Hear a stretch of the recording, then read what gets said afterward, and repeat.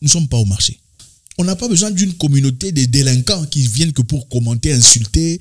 Sinon, je pense qu'il serait peut-être plus intéressant de faire des vidéos, refaire des vidéos pour les femmes. C'est-à-dire, avec les femmes, c'est plus délicat évidemment, faire des vidéos pour les femmes ou des vidéos pour les blancs. Voilà. Ce qui est triste, c'est qu'on réalise que la meilleure façon d'unir les Africains, c'est quand il faut les insulter. C'est ça la vérité. Si tu veux unir les Africains, allez insulter quelqu'un. Ils viendront tous ensemble pour aller insulter. Mais si vous dites qu'il faut cotiser 1 euro, 1 euro, 1 euro, 1 euro pour aider une personne ici à commencer une entreprise, personne ne viendra. Encore une fois, bonjour à vous, j'espère que ça va. Zach Mwikassa, fondateur de Mwikassance, toujours avec beaucoup de plaisir. Il était important que l'on fasse une vidéo à cet égard parce que je pense qu'il est très important. C'est une communauté qui vibre et qui avance. Et une communauté doit toujours avoir sa police. Parce que sans police, la communauté se meurt. Vous savez pourquoi il y a la police? Pourquoi la police existe? Imaginez-vous un monde sans police. Et qu'on dise, bon, pendant une semaine, il n'y aura pas de police. Faites ce que vous avez envie de faire. Si vous avez faim, allez chercher à manger. Si vous voulez d'une femme, allez chercher la femme que vous voulez. Si vous voulez une télévision et que quelqu'un en a une grande dont vous avez toujours aimé, allez chercher ça. Tout dépend de votre force, de votre pouvoir. Vous imaginez le genre de monde dans lequel on vivrait, n'est-ce pas? Exactement. C'est parce que généralement, l'être humain est mauvais.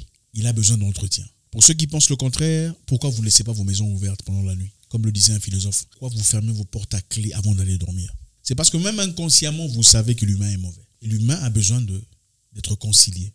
Voilà pourquoi il y a la police. La police existe parce qu'on sait, quelque part, que s'il n'y en avait pas, les humains sont généralement irresponsables dans leurs actes.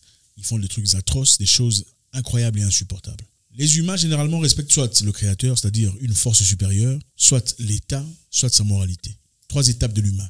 Le créateur, l'État ou sa moralité. C'est-à-dire, un humain, la raison pour laquelle il s'empêcherait de faire des bêtises, de tuer, c'est premièrement parce qu'il a peur du créateur, deuxièmement parce qu'il a peur de l'État, donc l'État va l'arrêter, troisièmement parce qu'il a peur de sa propre moralité. Ses valeurs lui empêchent de le faire. Alors, quand un humain est incapable d'avoir peur du créateur, incapable d'avoir peur de l'État et de sa propre moralité, ce n'est plus un humain, c'est un animal, comme le disait un philosophe. La raison pour laquelle on a créé cette chaîne ici, votre frère, c'était pour apporter un plus dans la mentalité des hommes. D'abord, premièrement, c'était en redondance, c'est-à-dire une chaîne alternative à la première chaîne, parce qu'on présentait des idées très foudroyantes et on avait peur de pouvoir la perdre au départ. On se disait, au cas où on perdait cette chaîne, on ne recommencerait pas à zéro si on avait une chaîne alternante. D'accord? Ensuite, on l'a redirigé vers les enseignements plutôt masculins, les enseignements qui aident les hommes à redevenir hommes et à devenir forts et tout le bazar.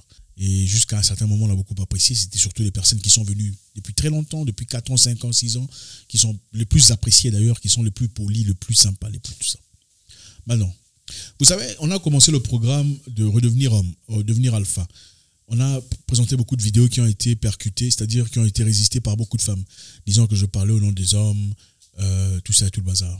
Mais en fin de compte, je réalise, on a toujours parlé des femmes toxiques, je réalise qu'il y a beaucoup d'hommes, beaucoup de jeunes hommes toxiques. C'est une génération pourrie, c'est incroyable. Le but de cette chaîne, on a créé les podcasts, d'accord? On a créé les podcasts qui sont très appréciés d'ailleurs par beaucoup de personnes. On a créé les podcasts pour créer un nouveau concept d'intelligence, de réflexion, un nouveau concept de compréhension, un creuset par lequel on peut tirer beaucoup d'idées. Mais ce qu'on a remarqué, c'est quoi? On a remarqué l'incapacité intellectuelle des gens de faire de commentaires sans faire usage des paroles insultantes. C'est-à-dire, on a remarqué que les gens ne peuvent que commenter quand ils insultent. Les gens ne peuvent pas faire des commentaires sans insulter. Et ça, on n'en a pas besoin. Je pense qu'il est important qu'on le dise. Autant on apprécie tous les abonnés qui viennent ici, tous ceux qui viennent. On n'apprécie pas ceux qui viennent pour insulter. On n'en a pas besoin. Les podcasts ont été créés, peu importe le sujet, peu importe l'incompréhension, l'incohérence. Les podcasts ont été créés dans le but de faire jaillir la lumière. C'est-à-dire, la contradiction de la contradiction jaillit la lumière, comme le dit des gens intelligents. De la contradiction jaillit la lumière. Au choc des idées jaillit la lumière. Comme le dit un philosophe français du XVIIe siècle au nom de Nicolas Boileau. Au choc des idées jaillit la lumière. C'est-à-dire, pour avoir un podcast fort et intéressant et intellectuel qui bâtisse les gens, qui pousse les gens à avancer de l'avant, il doit y avoir quelqu'un qui dit A et une personne qui dit B. On ne peut pas avoir une communauté avec un concept uniforme.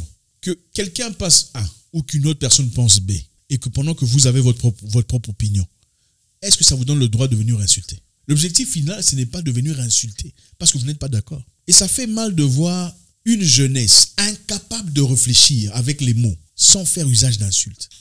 Ce n'est pas la raison pour laquelle on fait des podcasts.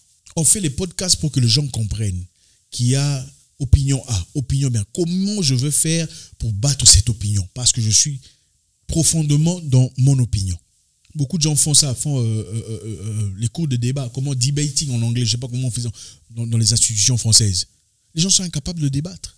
Les gens sont là pour insulter. Le sujet ici, c'était quoi? Le sujet, c'était la gynécologie.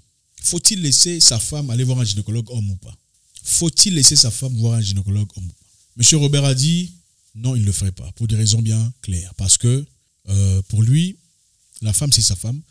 La gynécologie consiste à faire des pratiques qu'ils peuvent considérer d'un aspect intime. Alors pour lui, il préférait, au nom de sa liberté, choisir de ne pas envoyer sa femme chez un gynécologue homme. Moi, j'ai présenté l'idée selon laquelle, pour dire, je pense qu'il faudrait laisser la femme le choix de choisir ce qu'elle a envie de faire. C'est-à-dire, elle peut choisir pour aller voir un gynécologue homme ou femme, parce que je parie qu'il y a des femmes qui préféraient peut-être, je ne sais pas, on a quelqu'un ici. Oui, madame, y a-t-il de femmes? On veut savoir. Est-ce qu'il existe des femmes quelque part qui préféraient un gynécologue homme à une gynécologue femme? Pour ma part, j'en connais beaucoup. Celles que je connais, en tout cas, disent que les hommes sont plus compréhensifs, empathiques, plus disponibles et surtout plus délicats. Donc, il y a pour vous des gens qui préfèrent. Oui, beaucoup de femmes préfèrent. Beaucoup de femmes. Vous connaissez quelqu'un précisément qui n'irait que voir des gynécologues hommes? Oui. Parce que toutes les fois où elle a été voir des femmes, elle se comportait comme des lionnes. Elle n'aimait pas ce qu'elle faisait. Pourtant, quand on se dit c'est une femme que j'ai en face de moi, on attend la compréhension, le fait qu'elle se mette à votre place, quel que soit ce que vous avez, parce qu'on ne va pas consulter comme ça. Il faut que vous ayez un petit problème ou je sais pas. L'objectif, c'est de montrer que les gens sont différents. Okay? Les humains sont différents. Il y a des gens qui préfèrent aller voir, par exemple dans ce cas, un gynécologue homme. Il y a des gens qui préfèrent aller voir un gynécologue femme. Alors le fait qu'une personne préfère quelque chose ne veut pas dire que l'autre est un imbécile. Et grandir cette génération cette génération-ci, qui est figée sur une idée, et tout celui qui réfléchit différemment de cette idée est un imbécile, un arrogant, un irrespectueux, un malade, et grandir une génération complètement pourrie. L'objectif, ce n'est pas avoir les commentaires et les gens qui viennent sur Internet pour commenter. L'objectif, c'est la qualité. On a besoin de qualité ici. Je pense que sur Internet, il y a déjà beaucoup de pages, des insultes, où les gens ne viennent que pour insulter. Mais ce n'est pas ce qu'on cherche ici. Pas chez Moïkassens. Ici, on a besoin des gens intellectuels qui réfléchissent. Et ce n'est pas parce que moi, je dis que le coca est mauvais pour vous, je n'en prendrai pas, que ça fait de moi un imbécile, ou que si M. Robert le fait aussi. Ce n'est pas parce que M. Robert dit qu'il ne mangera pas des œufs parce que c'est pas bien pour la santé, que c'est un imbécile parce qu'il le dit. Il faut être capable de réfléchir et d'écrire avec intelligence, montrant de quoi vous êtes capable intellectuellement, emmener une personne délicatement, intelligemment, de sa façon de voir les choses à une autre façon. C'est ça, être intelligent. Ce que moi je dis à M. Robert, ou ma façon de m'adresser à lui, ça ne vous regarde pas. Vous savez, ça fait combien d'années nous sommes amis? Ce n'est pas votre problème. Ce n'est pas à vous de juger comment je lui parle. Ce n'est pas votre problème, ça ne vous regarde pas. Vous savez comment il me parle, vous ne savez pas. Le plus important, c'est prendre l'idée que M. A a dit, l'idée que M. B a dit, qu'est-ce qui est quoi pour moi? Qu'est-ce que ça représente? C'est ça.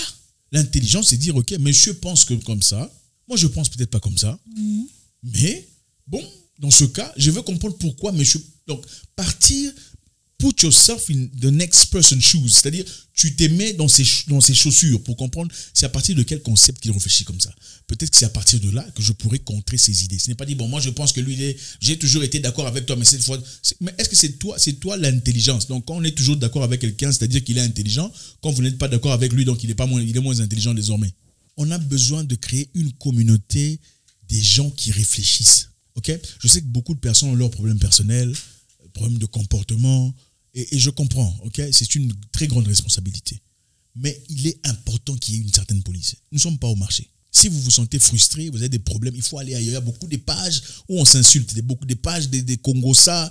On n'en fait pas ici. Ici, c'est l'intelligence. On apporte une idée A, il y a une idée B de contradiction. À travers cela, les gens réfléchissent et de là émane la lumière, comme le dit ce philosophe français. Il y a trois catégories des hommes. Les hommes supérieurs, les hommes moyens et les cons. Les hommes supérieurs parlent des idées, des principes. Les hommes moyens parlent le bien des matériels. Et les cons ne font que critiquer les autres. Tout le monde n'est pas obligé d'adhérer à une idée quelconque, mais il faut le faire à bon escient, d'une manière polie et avec dignité, c'est ça, d'une manière décente, ouais.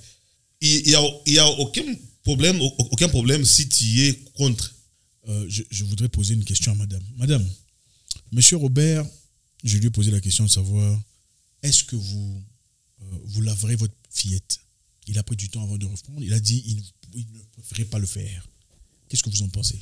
Non, dites-moi honnêtement. Oui, honnêtement, je pense que il faut avoir l'esprit un peu tordu pour penser que c'est mal faire que de laver sa fille, vous voyez? Okay. Parce que je vois pas ce qu'il y a de mal à laver sa fille quand on est son papa. D'accord. Maintenant, pourquoi c'est important? Vous avez entendu, ce n'est pas moi qui l'ai dit. Tordu, c'est exactement le mot que j'ai utilisé. J'ai dit, vous avez les idées tordues. Et beaucoup de personnes s'en sont servies pour dire que je suis mauvais, que je le parle de haut et tout. Ce n'est pas ça. Monsieur Robert, c'est mon ami. Quand j'ai dit que c'est des idées tordues, est-ce que ça veut dire que lui, il est tordu? Non. Ça veut dire que l'idée est tordue. Ça ne veut pas dire que lui est tordu. Ça veut dire que l'idée dans ce concept de podcast est une idée tordue. Nous ne sommes pas au marché. On n'a pas besoin d'une communauté de délinquants qui viennent que pour commenter, insulter. Sinon, je pense qu'il serait peut-être plus intéressant de faire des vidéos, refaire des vidéos pour les femmes. C'est-à-dire, avec les femmes, c'est plus délicat évidemment, faire des vidéos pour les femmes ou des vidéos pour les blancs. Parce que c'est bizarre. Une communauté où partout vous allez dans le monde, on ne vous aime pas. D'accord? La communauté des Noirs, partout vous allez, il faut vous dire la vérité. Vous allez chez les Arabes, on vous jette par-dessus bord. Chez les Indiens, on vous tue. Chez les Américains, on vous tire. Partout, on ne vous aime pas. Mais vous voulez que tout le monde réfléchisse de la même façon. Vous ne trouvez pas qu'il y a un problème? Il ne faut pas m'appeler, je n'ai pas besoin de ça. La raison pour laquelle, d'ailleurs, laissez-moi vous dire, que beaucoup parmi vous me suivez, ce n'est pas parce que je dis des choses que vous voulez entendre. Monsieur Robert et moi serons toujours en désaccord. Que vous le vouliez ou non. Donc, le plus important, c'est que venez, écoutez, apprenez s'il y a à apprendre. Si vous trouvez qu'il n'y a rien à apprendre, partez, cherchez là où vous pouvez apprendre. On a besoin de personne ici, on a seulement besoin de ceux qui veulent être ici. Voilà. Ce qui est triste, c'est qu'on réalise que la meilleure façon d'unir les Africains, c'est quand il faut les insulter. C'est ça la vérité. Si tu veux unir les Africains, allez insulter quelqu'un. Ils viendront tous ensemble pour aller insulter. Mais si vous dites qu'il faut cotiser 1 euro pour aider une personne ici à commencer une entreprise, personne ne viendra. Il faut dire la vérité. Il faut se poser des questions. Comment ça se fait qu'on a un très beau continent qui regorge de ressources intarissables de richesses, mais un continent en lambeaux, parce que tout le monde veut une idée uniforme, tordue de gauche ou à droite. Si tu réfléchis différemment, tu es l'ennemi, tu es le mauvais, tu es le méchant, tu es arrogant, tu es tout ça. C'est incroyable. Au fait, arrogant, c'est-à-dire tu refuses de noyer dans la bêtise, tu refuses d'être dans la moyenne, on t'appelle à l'humilité. Quelle humilité? Il ne faut pas être humble. Tout le monde veut être mieux que tout le monde. En Afrique, il ne faut pas être humble. Moi, je vous le dis, il ne faut jamais être humble en Afrique. L'humilité dépend de la personne qui t'approche. Tu ne peux pas être humble avec tout le monde. On peut être là. La raison pour laquelle on peut vous offrir des podcasts que vous écoutez du début à la fin, pendant 25 minutes, c'est parce que nous sommes assis ici dans deux concepts complètement différents, espérant attirer des gens intelligents qui réfléchissent. Donc, encore une fois, l'important ici, ce n'est pas avoir des vidéos où vous venez vous réjouir ou qu'on dise des choses que vous avez envie d'entendre. Je ne dirai jamais des choses que vous avez envie d'entendre. Et franchement, moi personnellement, je m'en fous de comment vous vous sentez. Il y a des gens qui disent je suis arrogant. Je n'ai jamais dit que j'étais humble. Montrez-moi la vidéo où j'ai dit que moi, Zach Moukassa, je suis humble. Il n'y a pas de vidéo où je suis humble. Comment je peux être humble? Ce n'est pas possible. L'humilité dont vous parlez là, c'est un concept européen. C'est chez les Blancs qu'il faut être humble. Vous le savez. En Afrique, quand tu es humble, on te considère même pas, on te prend pour un faiblard. Vous le savez. Toutes les personnes que vous appréciez ne sont pas humbles. Ils sont humbles devant la caméra. Allez l'approcher de loin, toquer à sa porte, vous allez voir s'ils sont humbles. On ne peut pas avoir une communauté des jeunes qui pensent pouvoir dire n'importe quoi à n'importe qui et tout ça. Moi, je ne suis pas votre ami. Donc, je ne suis pas obligé de réfléchir comme vous ou de m'aligner à votre côté ou tout le bazar. De cette discussion jaillit la lumière pour beaucoup de personnes. Si ça vous touche, bienvenue. Si vous n'aimez pas, désabonnez-vous, partez. Il y a beaucoup d'endroits où on a appelé personne ici. Et je pense qu'il est important. Malheureusement, aux Africains, il faut parler comme ça. C'est comme ça qu'il faut parler. Parce que la douceur et la tendresse est perçue comme une certaine faiblesse. Donc, encore une fois, du choc des idées jaillit la lumière. Le fait qu'une personne pense différemment de vous ne fait pas de lui directement votre ennemi ou une personne qu'il faut farouchement combattre. Le fait de clocher les idées comme ça donne une opportunité de réaliser ce qu'on est ou ce qu'on n'est pas, ou ce qu'on veut, ce qu'on ne veut pas, ou dans quelle direction il faut partir. La raison pour laquelle l'Afrique n'avance pas, c'est parce que quand les gens de ce côté-ci pensent A, et que même si A est bien, même s'ils proposent, d'accord, on veut créer des hôpitaux pour tout le monde, le seul fait que ces gens sont d'un parti politique opposé, vous rejetez tout ce qu'ils ont à dire, seulement parce que vous n'aimez pas. Au fait, les gens ne s'opposent pas à ce que vous dites parce que ce que vous dites est mauvais. Les gens s'opposent à ce que vous dites parce qu'ils ne vous aiment pas déjà.